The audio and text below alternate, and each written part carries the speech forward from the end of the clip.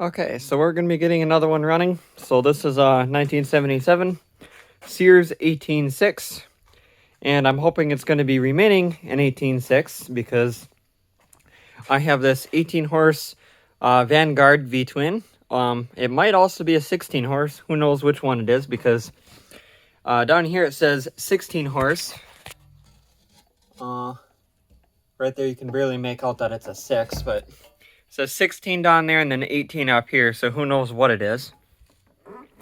Now, of course, the serial number is on this black piece, which is, according to that, it'll say 16 horse, so maybe that's what it is, but who knows. But at first I need to get all the old wiring out because it's sketchy and it's not going to work with that engine. So what I'm going to go ahead and do is I'm going to get this wiring ripped out. And I'm also going to get this paint cleaned up with some steel wool and some soapy water. And I'm going to come back and, show you the engine actually being put in. Okay, so I'm making some progress on it. I got the paint cleaned up for the most part with some steel wool and some soapy water. I got the engine basically ready to put in. I set it in here. Test fitted everything. I drilled the holes in the frame. The clutch, this thing was not really working. It was binding, which this style likes to do. So I added a bunch of washers there just to make this not want to wobble in there as bad. And if you have one of these style clutches and it's binding even after doing that, one of the things I've done, sometimes it works, sometimes it doesn't, is to take this little rod out, because this little bottom piece that's sticking out here is actually meant to hold the belt from dropping down below the frame. I don't know why they did it that way. It's kind of dumb. It's meant to be going that way.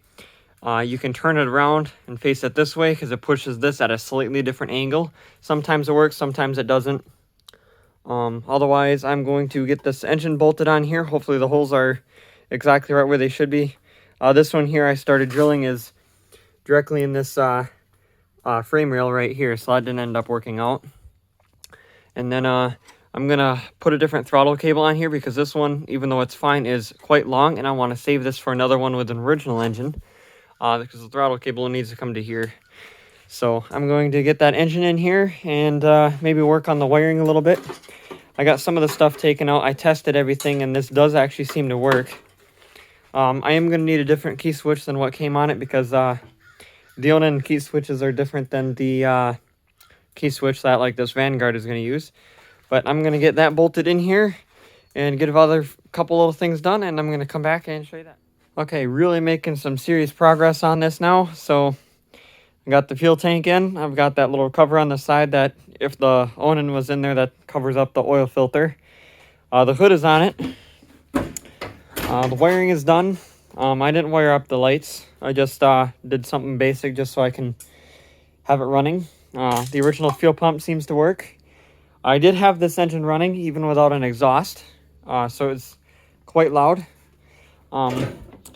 Took a little bit of work to get the carburetor figured out because there was a carburetor jet that was missing, and I had a bunch of other Mikuni carburetors upstairs in my pile, and because this uses a Mikuni carburetor, and turns out the jet that I needed was in a totally different style of carburetor from a different brand, and it works. So no throttle, no choke. This should start right up.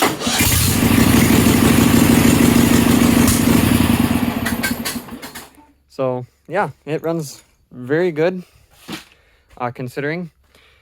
Made a front wooden piece for the front grill. Actually, I didn't just make it. I have a pile of those, but I cut both sides of the grill and put that on there because it was broken. One thing I forgot to mention with this engine is the crazy amount of hours this had. I mentioned this in another video, but 6,034. I actually don't even think it's possible for a small engine to go that high, but this one is. It's kind of amazing, actually. But this meter, unfortunately, doesn't work. Otherwise, I'd put it on here, but I hooked a battery to it and see if anything happened, and it doesn't. So it actually has more hours on it than that. That's the really funny part. But what I'm going to do now is I'm going to finish painting this. Actually, first, before that, I'm going to weld up some type of exhaust. Well, I'm going to tack weld it on here. I'm thinking just a simple pipe coming out with a couple pepper shakers. And then where is it? It's around here somewhere, but I went to bend this plate because it's bent a little bit, and then this little shaft here snapped off. I'm trying to find where it is. Found it. This little piece here snapped off, so when I have the welder out for the exhaust, I'm going to weld this back on, so then that way that's fixed. I do have the side cover for it. I have a cover here that I made and then painted to match a while ago. That can go on. I just don't have the grill corner. And I also, what I think I'm going to do is I'm going to weld this bracket because it can't go here to where it originally was. I'm going to weld this right here so there's actually something to support the front grill. One other thing to keep in mind if you're trying to do this exact same swap, the side pulley, this part that goes around the pulley from the Onan will not work because I've tried and it doesn't line up. So this is one off of a ST16 with the Tecumseh. Those will bolt right on pretty much any engine, no problem. These Onan ones, I can't find any other engine besides an Onan that these bolt on, so they're probably specific for that. These other ones are pretty much a standard where every engine above 8 horsepower, so if it's somewhat modern, that'll fit right on there. So what I'm going to do is I'm going to get this stuff finished up I was just talking about, and come back and I'm going to show you the completed machine. Okay, so we're out here in the far back of the backyard. The shed where I was just at is way up there. So that means it's actually reliable enough to get all the way back here, and hopefully it starts back up so I can get back. But anyway, I got the exhaust rigged up, which I was saying before I was going to do a shaker can, but I decided, you know what, those are going to be really loud. So I decided, you know what, let's spend the extra little bit of time. And so this is a Briggs opposed twin muffler off of like a vertical shaft, like lawn tractor. And then I welded that to some pipes diagonally to the flanges that was from the original exhaust that was on this engine, which the original exhaust, it was like a 2-into-1, and then it came over and it would have went straight into the battery, so that wasn't going to work. So I came up with this. It's actually pretty quiet. It's original Briggs muffler, so I guess that's expected. The only problem here is if you see what I'm seeing here, if you want to try to get the side cover off, it's going to hit the little part there where the muffler's crimped together. And in fact, the muffler actually is resting on this quite hard. So if you want to take that cover off, you got to actually take the muffler off. Kind of dumb. That was a little whoopsie, but I'm more than likely never going to run any attachments or anything on this anyway. And if that was to ever happen, you could always just cut the welds on those pipes and then, you know, turn it up slightly and then weld it back on. Not a big deal.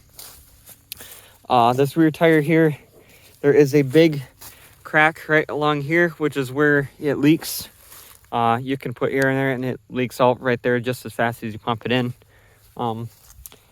It is what it is for now. I do have another set of rear tires. I might paint the rims and throw those on here and call it a day.